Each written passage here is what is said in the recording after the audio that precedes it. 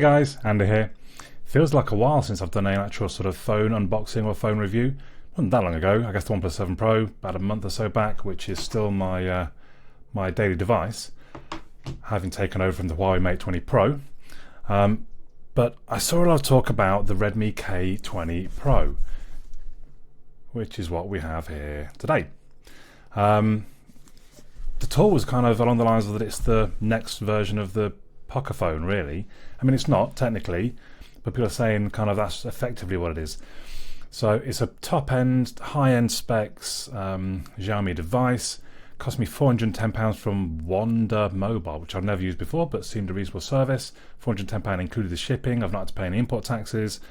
And like I say, it's got very similar specs to my OnePlus 7 Pro. Very similar. In fact, some of the bits when I type up my spec sheet, I didn't have to change the CPU, the chipset, the CPU, the graphics card, or the RAM. That's all the same as the OnePlus 7. But anyway, let's start taking a look at it. So it's quite a nice little box, kind of a sort of a purple.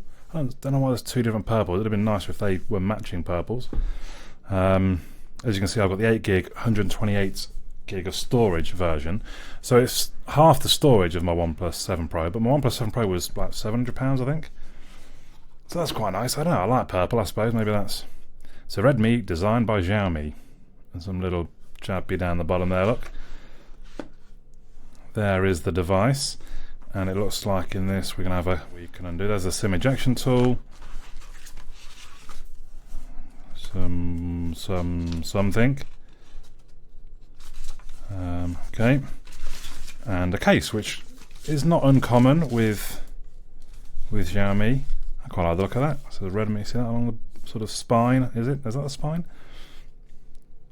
You can kind of see through. It's kind of a hard plastic, but it's soft touch. That feels quite nice. I don't know what any of that means. So there's the actual device. Oh, I'd forgotten what colour I'd ordered. So this one is flame red. It comes in carbon black, flame red, and glacier blue.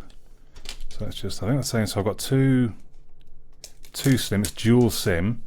That is an interesting looking bag.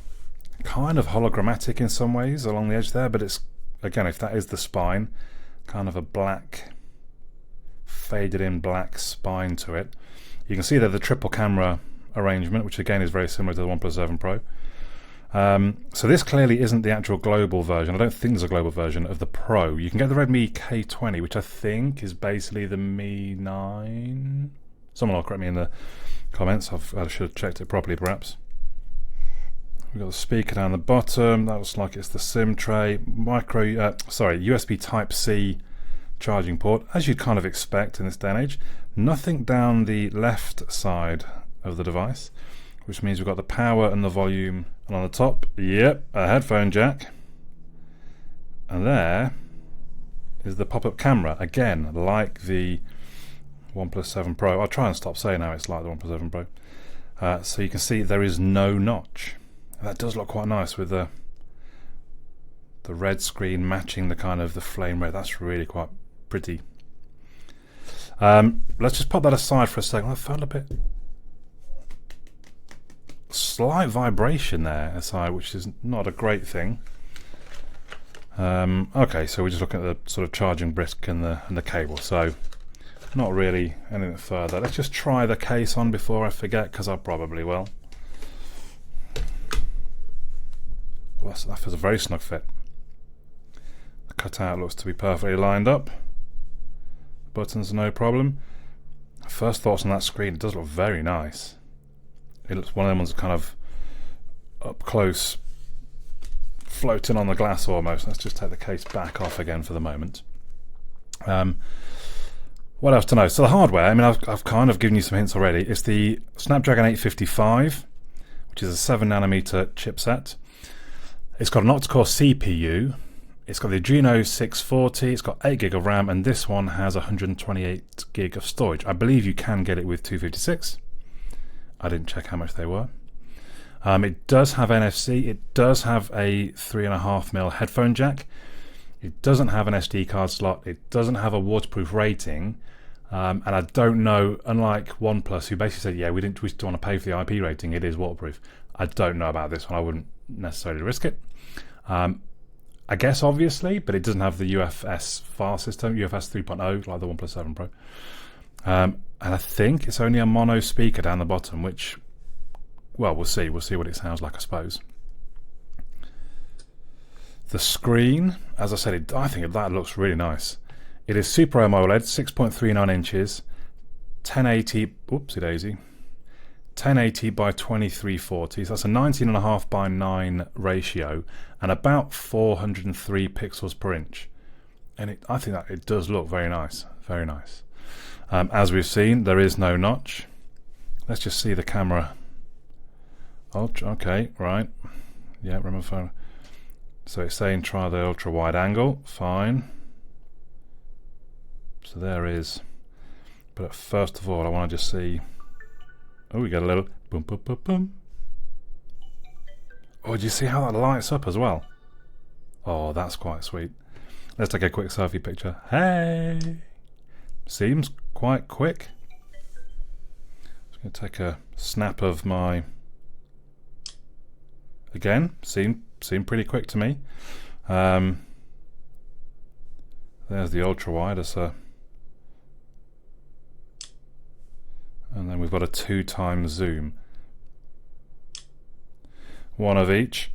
So while we're in here, I guess let's go through the cameras. The main camera, this one, is a 48 megapixel f1.8. It's 26mm, if that means anything to you, which is kind of the focal length, the zoom. The telephoto, so the ×2, is an 8 megapixel f2.4, and that's 53mm. The wide angle is a 13 megapixel f2.3, and that's 12mm. And then we've seen the motorized pop-up selfie cam, that is 20 megapixels f2.2. So none of those specs are quite as good as OnePlus 7 Pro. And again, maybe I should stop comparing, but just to give you a reference, a point of reference, I suppose. The video from the main camera, it can do 4K video at 60 frames per second.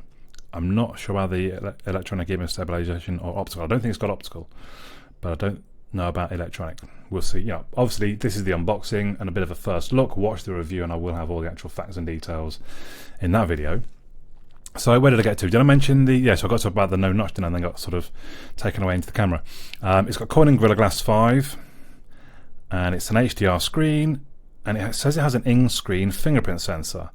So I probably need to basically reset this device before I start installing things, because I mean, I'm not the paranoid type, but when this phone gets sent to me from China and it's already kind of set up like this, I'd rather factory reset it and start from the beginning.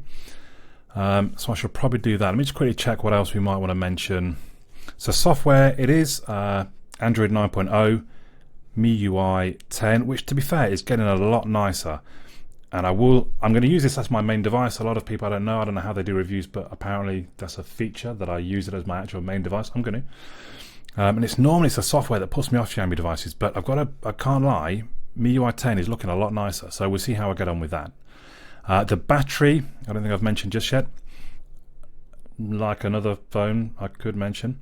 It's 4,000 mAh LiPo battery. It's got Quick Charge 4 Plus, which is 27 watts. I don't believe there's any wireless charging though. So we'll see. Xiaomi are generally very good with batteries, probably because their aggressive software kills stuff in the background for me quicker than it should. But there we go. So I'm going to reset it. I'm going to get a few things installed. I might even nip outside, take a photo and a bit of video so you can see that. And then I'll be back with you, well, in a matter of seconds, I suppose. So I've been a bit longer than I normally would. A small surprise, I realised when I factory reset it, it didn't have the Play Store in it. And anything I opened was generally in Chinese. So as you can see, though, I have resolved it. We've got Geekbench 4 installed now from the Play Store. I've got that running. Normally I kind of talk a bit, then run Geekbench, then kind of edit out the boring wait. I thought, let's just get Geekbench running and we'll see the score and then we'll come back. Oh, in fact, the score's about 11,000. That is pretty high. That is pretty high. I'll have to check where that fits in on the board. Again, watch the review, you get more information of where that fits in compared to the device, but that is a very good score, no doubt about it. So I googled Redmi K20 Pro, how do I install the Play Store on the Redmi K20 Pro, and the first link takes you to a thread on the c.me.com forum, and it says that it's actually already installed. You just have to awaken it or something like that. But basically, they give you 4 APK files.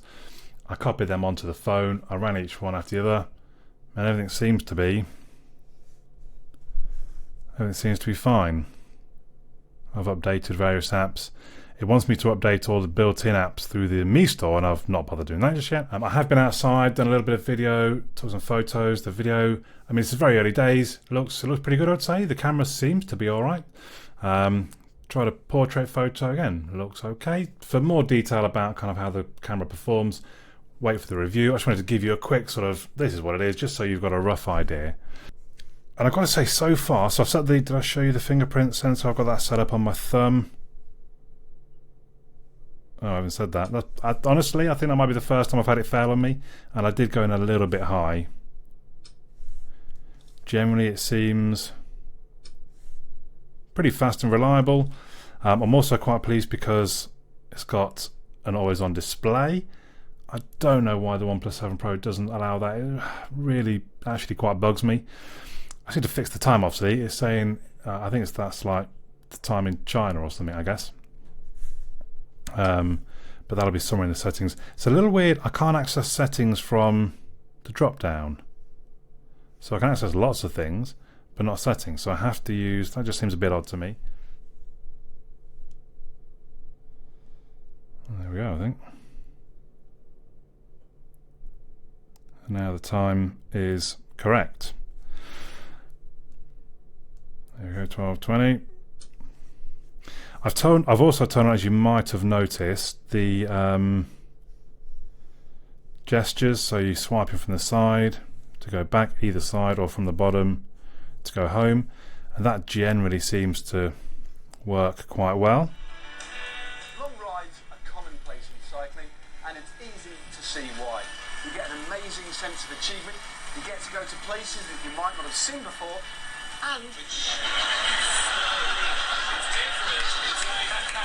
if I break a mirror, I'll sweep it up in case I stand on it.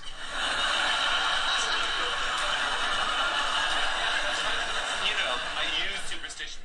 So I think the screen looks really good, as I've kind of said already.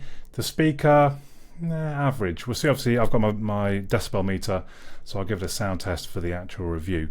But I think really that's kind of it. Oh, this is Xiaomi's. I will use it with this launcher as well at the moment. I've actually forgotten, what's that? Launch board, I think it's called, is quite handy for. So if you tap a letter. Anyway, I'll do a different video about that.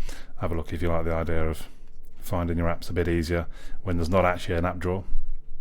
So yeah, I'll use this launcher just so I kind of get the full experience. I don't know, for a few days at least. Maybe I'll switch. Maybe I'll switch to an over launcher or something later on. But first impressions of £410, once you've got the Play Store on it, it does seem a very nice phone. I mean, it's certainly an eye-catching design, but it does seem very good. It seems very powerful. The screen is amazing. The camera looks to be good enough, I suppose. The speaker maybe not great, but we'll see. And the performance seems to be up there with the best of them. So £410, it seems like a really good purchase. This is just the unboxing and the first look around.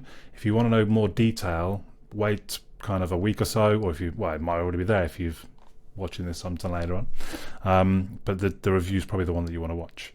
Let me know your thoughts though in the comments down below. If you've got any specific questions you want me to answer in the review, please leave them there and I'll try and remember to answer them. But for now, my name's Andy. I'll catch you all again soon.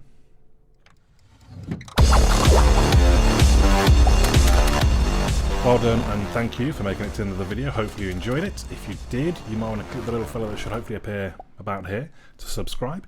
You may also want to check out some of my other videos, which are going to appear somewhere there. Also, come and have a look at my website, androidandy.uk. There is also a forum. Come and say hello on the forum. If you've got any questions about things, or request me to review things, or anything else, just come and have a chat on the forum.